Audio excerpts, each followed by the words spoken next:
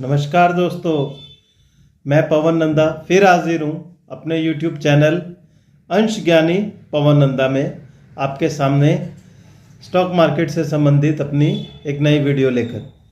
दोस्तों, मेरी पिछली वीडियो को आपने जो समर्थन और प्यार दिया उसके लिए आपका बहुत धन्यवाद। वीडियो शुरू करने से पहले एक छोटा सा डिस्क्लेमर देना चाहता हूँ कि ये वीडियो कोई आपको बाइंग या सेलिंग की रिकमेंडेशन नहीं है। मैं कोई सेबी रजिस्टर्ड एडवाइज़र नहीं हूँ। अपने 26-27 साल के तजुर्बे के बेस पे आपसे एक अपनी इन्वेस्टमेंट को डिस्कस करता हूँ और आपको एजुकेट करने की कोशिश करता हूँ। तो अपनी समझ और वित्तीय सलाहकार से सलाह लेकर आप जो भी इन्वेस्टमेंट करना चाहे करें। ये वीडियो सिर्फ एक एजुकेशनल पर्पस के लिए है। तो आज की जो वीडियो है इसको ज़्यादा वक्त न लेते हुए शुरू करता हूँ कि मोस्ट ऑफ द पर्सन ये सोच रहे हैं कि अभी जैसे मार्केट गिर रही है तो क्या पैसा लगाया जाए या नहीं लगाया जाए, क्योंकि मोस्ट ऑफ द पर्सन ये सोच रहे हैं कि क्या भारतीय बाजार का काम हो गया है, क्या भारतीय बाजार में बुल रन खत्म हो गया है। तो इन्हीं सब क्वेश्चंस के लिए मैं आपसे कुछ पॉइंट डिस्कस करूंगा कि क्यों इंडियन मार्केट में पैसा लगाना चाहिए। लोग कह रहे हैं कि भाई जो यहाँ पे एफआईज तो यहाँ पे अपनी बिकवाली कर रहे हैं, हम पैसा क्यों लगाएं, हम क्यों भारतीय बाजार में पैसा लगाएं, जब मार्केट नीचे ही जाएगी तो हम और पैसा क्यों लगाएं।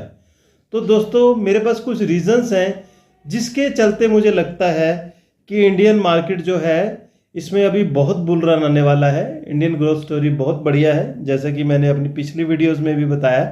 तो चिंता करने वाली कोई बात नहीं है। ये मेरे कुछ अपने फैक्ट्स हैं जिसके बेस पे मैं आपको ये बता सकता हूँ कि भारतीय बाजार अभी बहुत बढ़िया है और इंडियन मार्केट में अभी पैसा लगाना चाहिए। जैसे कि देखा जाए, सबसे पहला पॉइंट है बजट। इंडिया का जो इस बार बजट आया है 2025 में बहुत बढ़िया है, उसमें कोई दिक्कत नहीं है। टोटली ग्रोथ स्टोरी के ऊपर डिपेंडेंट बजट है और ऐसा बजट है जिससे आम जनता भी खुश हुई है और उसके बाद जो है कारपोरेट सेक्टर भी खुश हुआ। तो बजट में कोई दिक्कत नहीं है। सबसे पहला और मेन कारण है बजट, क्योंकि बजट बढ़िया है तो हर चीज़ की प्लानिंग की गई है। तो उसी हिसाब से इसमें जो है मेरे को लगता है कि बजट में कोई दिक्कत नहीं है। अगर बजट बढ़िया होता है तो उसके एग्जीक्यूशन और उन चीज़ों में भी दिक्कत नहीं आती और ग्रोथ ऑलवेज बढ़िया ही होती है। तो पहला कारण बजट है। दूसरा कारण जो मेरे को लगता है, जो अभी नए आरबीआई गवर्नर आए हैं उनकी बड़ी पॉजिटिव सोच है। उन्होंने बहुत बढ़िया मतलब कि अपनी फर्स्ट क्रेडिट पॉलिसी दी है और उसमें इन्होंने बजट में बैंकिंग में लिक्विडिटी लाने के लिए बहुत बढ़िया काम किया है। ग्रोथ जैसे कि रेट कट्स हैं वो स्टार्ट हो चुके हैं। अगर रेट कट स्टार्ट होते हैं तो ये मार्केट के लिए पॉजिटिव बात होती है, ठीक है ना। तो सेकंड पॉइंट जो है बैंकिंग और आरबीआई गवर्नर की बड़ी पॉजिटिव थिंकिंग, ये मेरे हिसाब से मार्केट को ऊपर लेके जा सकती है। जो इसमें थर्ड पॉइंट जो मेरे को लगता है, ये तो इंडियन फैक्टर है, ग्लोबल फैक्टर भी बड़े कूल ऑफ हो रहे हैं। अभी मार्केट में ग्लोबल भी कोई प्रॉब्लम नहीं है इतनी ज़्यादा। युद्ध जो है यूक्रेन रशिया का जो युद्ध है वो भी कूल ऑफ हो रहा है। ट्रंप जो है इसमें इंटरफेयर कर रहे हैं सेकंड टर्म में, तो वो बहुत ज़्यादा एग्रेसिव है। तो इस एग्रेशन में, क्योंकि वो MHGA कंसेप्ट पे इंडिया में अमेरिका में दोबारा इलेक्ट हुए हैं, तो वो इस टर्म में बड़े एग्रेसिव हैं। तो वो चाहते हैं कि कुछ ना कुछ तो ऐसा बड़ा किया जाए जो पूरी वर्ल्ड इकोनॉमी को चेंज कर दे। तो जैसे युद्ध है, ग्लोबल वार्स जो चल रही हैं उसको बंद करने के हक में है। तो अगर ये युद्ध बंद हो जाते हैं तो वैसे तो युद्धों का इतना इफेक्ट अब नहीं हो रहा है मार्केट में, बट अगर सपोज कीजिए कि ये ग्लोबलाइजेशन इसमें इफेक्ट आता है या वार्स में कमी होती है तो ये भी मार्केट के लिए पॉजिटिव होंगे। और एक और चीज़ जो है मार्केट में मुझे बहुत बढ़िया लगती है, क्रूड ऑयल, कच्चा तेल कूल ऑफ हो रहा है। कच्चा तेल के रेट डाउन है, 60 तक की रेंज में है। और हम सभी जानते हैं कि अगर कच्चा तेल डाउन होता है तो इंडियन मार्केट के लिए फ़ायदा है, क्योंकि हम सबसे ज़्यादा इंपोर्ट जो है वो कच्चे तेल का ही करते हैं। हमारा जो बैलेंस ऑफ पेमेंट सिस्टम है वो किस कारण से गड़बड़ा जाता है कि कच्चे तेल का इंपोर्ट हमें बहुत ज़्यादा करना पड़ता है। तो कच्चा तेल हमारे लिए सस्ता है, ये तो भारतीय बाज़ारों के लिए फ़ायदा है। तो कच्चा तेल भी एक फैक्टर है कि भारतीय बाज़ारों में पैसा क्यों लगाना चाहिए। और क्या हो सकता है, जैसे कि डॉलर इंडेक्स बढ़ना बंद हो गया, ये भी बहुत बड़ी बात है कि जैसे डॉलर इंडेक्स बढ़ता चला जा रहा था, अब वो कूल ऑफ हुआ है, डॉलर इंडेक्स बढ़ना बंद हो गया, अब कम हो रहा है। इसका इफेक्ट ये हो रहा है कि जो हमारा इंडियन रूपी था वो गिर रहा था, अब वो भी रुक गया है। इंडियन रुपीज में अगर स्ट्रेंथ आती है तो इंडियन स्टॉक मार्केट के लिए बहुत बढ़िया है। नेक्स्ट क्या हो सकता है कि चाहे एफआईज यहां पे सेल कर रहे हैं, मान रहे हैं कि एफआईज ने बहुत बड़ी बिकवाली करी है, एफआई सेल कर रहे हैं, लेकिन डीआईज का भरोसा कम नहीं हुआ। डीआईज का भरोसा कम नहीं हुआ। डीआईज को, रिटेल इन्वेस्टर को, हमारे इंडियन इन्वेस्टर को अपनी इंडियन ग्रोथ स्टोरी पे पूरा भरोसा है। जितने भी म्यूचुअल फंड्स हैं उसमें देखिए एवरी मंथ जो उसमें कंट्रीब्यूशन है बढ़ता चला जा रहा है। गवर्नमेंट खुद एसआईपी को प्रमोट कर रही है। तो इसका इफेक्ट ये है कि एफआईज की बेशक सेलिंग हुई है पिछले 6-8 महीने में, लगभग साल में ही हुई है, जितनी काफ़ी सेलिंग हुई है, लेकिन डीआईज ने उसको संभाला है और डीआईज का भरोसा नहीं टूटा। अगर देखिए डीआईज का भरोसा नहीं टूटता और ऐसे ही डीआईज का पैसा, जो भारतीय बाजार में लोग हैं, निवेशक हैं, उनका पैसा अगर मार्केट में आता रहता है तो इसका इफेक्ट ये आएगा कि एक दिन एफआईज पे डिपेंडेंसी कंपैरेटिवली कम हो जाएगी। और जैसे ही मार्केट में एफआईज पे डिपेंडेंसी कम होगी तो इसका इफेक्ट ये आएगा कि भारतीय बाजार जो है अपने टर्म्स पे चलेंगे, अपने ट्रिगर्स पे चलेंगे, और इंडियन ट्रिगर में तो कोई प्रॉब्लम है ही नहीं। तो डीआईज का जो भरोसा रखना है, रिटेल इन्वेस्टर का जो भरोसा रखना है मार्केट पे, वो बहुत बड़ी बात है। और अगर सपोज कीजिए यही गिरावट, यही एफआईज की सेलिंग अगर आज से 5-6 साल पहले आई होती ना, तो ये मार्केट डेफिनेटली 3 से 4 तो डाउन सर्किट दिखाता। और ये मार्केट जैसे 26,000 थी और इतनी अगर एफआईज की सेलिंग आई है तो ये मार्केट लगभग 16-17,000 निफ्टी लेवल पे आ जाता। लेकिन ऐसा नहीं हुआ, बिकॉज अगर एफआईज ने बेचा है तो डीआईज ने खरीदा भी है। तो डीआईज का भरोसा जो है मार्केट को पूरा स्ट्रेंथन करता है। और क्या हो सकता है, और एक ये बात भी हो सकती है कि गिरावट के बाद भी जो लार्ज कैप स्टॉक है, गिरावट के बाद जो लार्ज कैप स्टॉक है वो बहुत अट्रैक्टिव हुए हैं। मेरे को तो ये लगता है कि वैल्यूएशन वाइज जो है मार्केट काफ़ी मतलब अच्छे लेवल पे आ गई है। तो वैल्यूएशन के हिसाब से लार्ज कैप स्टॉक जो है बहुत बढ़िया हो गई है।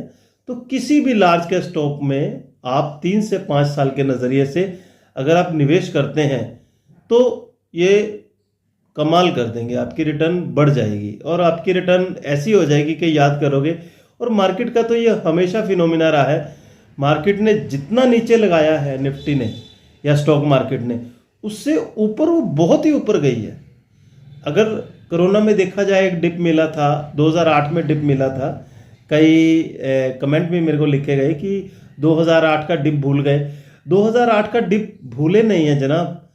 2008 के डिप के बाद 2024 तक का जो ऊपर अपवर्ड ट्रेंड में मार्केट चली है उसको भी याद करना चाहिए। 2008 में मार्केट क्या हुआ था, अगर सपोज करो मार्केट उस टाइम 50% के करीब करेक्ट हुआ था, तो उससे फिर मार्केट देखिए 12,000 15,000 तक भी गया। 15,000 से अगर मार्केट कोरोना में 7500 तक आया था तो 7500 से फिर चली, फिर 23,000 और 26,000 तक गई। तो मार्केट ने ऑलवेज प्रूव किया है कि जब भी वो नीचे आती है तो जो ऊपर जाती है ना जब, तो पुराने हाइज को और तोड़ के निकलती है। बशर्ते पैनिक नहीं होना, लॉन्ग टाइम के लिए इन्वेस्टमेंट करनी है। तो मैंने आपसे कुछ पॉइंट डिस्कस किए कि क्यों भारतीय बाजार पे भरोसा रखना चाहिए, और ये बहुत ज़रूरी है। भारतीय बाजार में कुछ भी गलत नहीं हुआ, सिर्फ थोड़ा सा हम स्लो डाउन हुआ है या हमारे रिजल्ट्स में थोड़ी प्रॉब्लम अभी आई है, वो सुधार हो जाएंगे। ये क्वार्टरली रिजल्ट्स है, क्वार्टरली रिजल्ट्स के बेस पे सिर्फ हो रहा है, इससे ज़्यादा कुछ नहीं है। एफआईज का पैसा निकल रहा है तो डीआईज इसको नीचे से टैकल कर रहे हैं। तो भारतीय बाजार बहुत बढ़िया पोजीशन में है। देखिए निफ्टी के डाउन आने का जैसे जब तक क्वेश्चन है, तो मैंने आपको पिछली वीडियो में बताया था कि मेरे को निफ्टी 22,000 तक लगती है। हो सकता है ये ताला टूट जाए 22,700 वाला, ठीक है, और टूटने की कगार पे ही है। अब फ्राइडे को निफ्टी 22,764-65 पे बंद हुई है और 750 के बिल्कुल नज़दीक है। मे बी ये निफ्टी का लेवल टूट सकता है, फिर 22,500, फिर 22,000। तो 22,000 जो एक बहुत मेन स्पॉट है, जो मुझे लगता है कि नहीं टूटेगा, लेकिन मार्केट है, कहीं पे भी जा सकती है, ठीक है। नीचे के भी रिकॉर्ड बनते हैं, लो से लो भी बनता है और हाई भी बनता है। तो नीचे जाने के लिए 22,000 भी हो सकता है, या अगर 20% करेक्शन पे आ जाए मार्केट तो 21,000 तक जाएगी, 21,200 पे या 21,100 पे आके तो मार्केट का टोटल 20% करेक्शन हो जाता है। अगर मार्केट ने 20% से भी नीचे जाना है, जैसे कि लोग सोच रहे हैं, ऐसा अगर मार्केट जाती है तो फिर आप याद रखना मार्केट मंदी में चली जाएगी। अभी मंदी में नहीं है मार्केट, अभी थोड़ा सा सेंटिमेंट नेगेटिव है, इसके अलावा कुछ नहीं है। तो आप कह रहे होंगे कि 21,000 में तो स्टॉक्स के रेट क्या हो जाएंगे? तो ठीक है, जो भी रेट हो जाएंगे। अगर आप 3 से 5 साल के लिए सोच रहे हैं तो चाहे 21,000 आ जाए, चाहे 19,000 आ जाए, तब भी कोई दिक्कत नहीं है। आपको अपने स्टॉक्स के रेट भी मिलेंगे, प्रॉफिट भी मिलेंगे, और आप एक अच्छा प्रॉफिट अर्न करके सेल करोगे। तो लोग सोच रहे हैं कि क्या अभी फिर पैसा लगा दिया जाए? बिल्कुल लगाना चाहिए। आपके पास जितनी इन्वेस्टमेंट मनी है उसमें से 30% 40% पैसा अभी लगाना चाहिए। अब आप सोचेंगे कि यार हम तो पहले ही बहुत इन्वेस्ट हो चुके हैं। ऐसा कुछ नहीं है। पहले इन्वेस्टमेंट जो होती है वो पहले के हिसाब से होती है। मान रहे हैं कुछ लोगों के पास पैसा खत्म हो सकता है। अगर आपने फुल्ली इन्वेस्टेड हो चुके हैं और मार्केट अभी नीचे जानी है तो फिर आप अच्छे से इन्वेस्ट नहीं कर पा रहे हैं।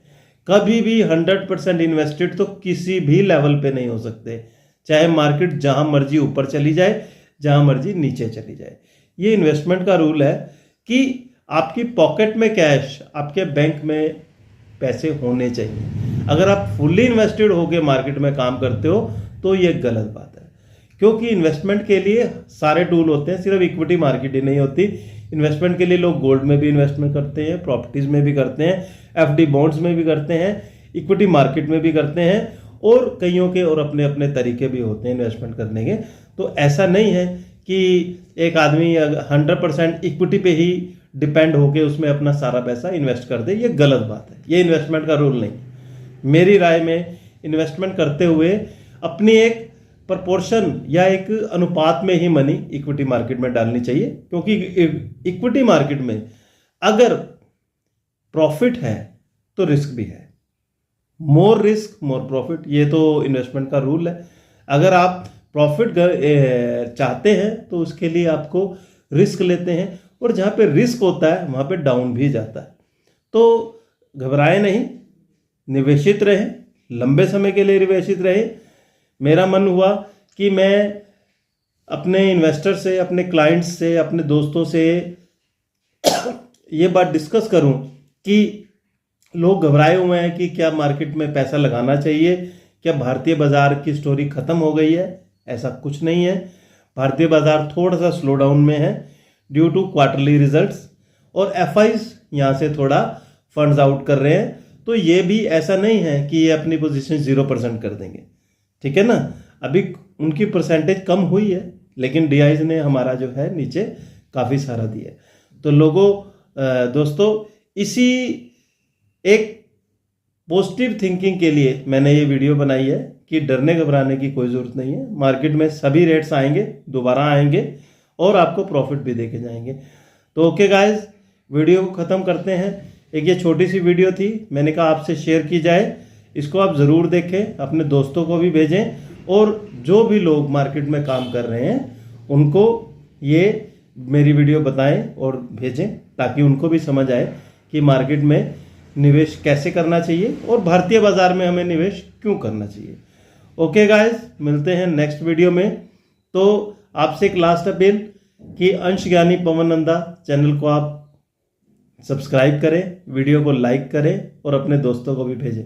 Okay guys, happy investing.